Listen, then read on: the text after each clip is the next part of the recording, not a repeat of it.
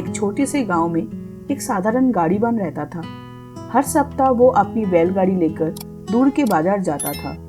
वहां वो अपना सामान बेचता और अपने परिवार के लिए जरूरी चीजें खरीदता था। उसके मजबूत बैल हमेशा उसकी यात्रा में साथ देते थे। गाड़ीवान उन्हें बहुत भरोसे से देखता था। एक बार बरसात का मौसम आया। लगातार कई दिनों तक मूसलाधार बारिश होती रही। रास्ते की मिट्टी नरम और फिसलन भरी हो गई।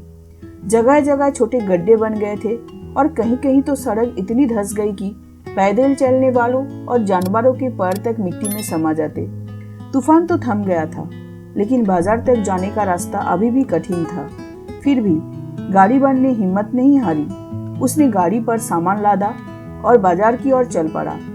शुरू में गाड़ी आसानी से कीचड़ भरे हिस्सों से निकलती रही।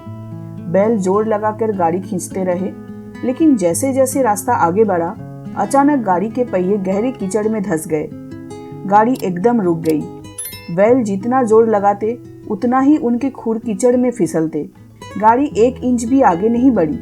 गाड़ीवान बेचैन हो गया। उसने बैलों को कोड़ा मारना शुरू कर दिया और चिल्लाने लगा, खींचो और जोर लगाओ, हमें बाजार पहुंचना है। लेकिन बेचारे बैल थक चुके थे। उनका शरीर कांप रहा था और आंखों में असहायता झलक रही थी। गाड़ीवान ने देखा कि उसके निर्दोष बैल और पीड़ा नहीं सह सकते। उसने कोड़ा फेंक दिया और थक कर बैठ गया।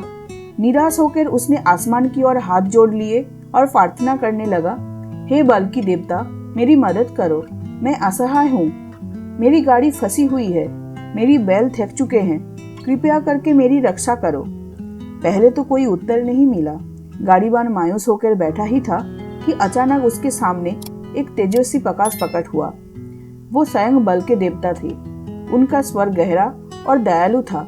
उन्होंने कहा, गाड़ीवान, तुम मुझे क्यों पुकारते हो, जबकि तुमने स्वयं कोई प्रयास ही नहीं किया?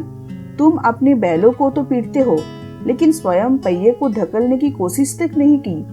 क्या तुम चाहते हो कि मैं तुम्हारी गाड़ी चलाऊं और तुम बैठे रहो? पहले स्वयं प्रयास करो, फिर दैवीय सहायता तुम्हारी साथ होगी। देवता के शब्द गाड़ीवान के हृदय में उतर गया। वो कुछ कह पाता इससे पहले ही देवता अदृश्य हो गए।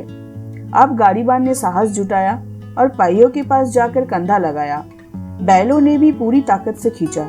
धीरे धीरे गाड़ी कीचड़ से बाहर निकल आई। गाड़ीवान खुश हो गया।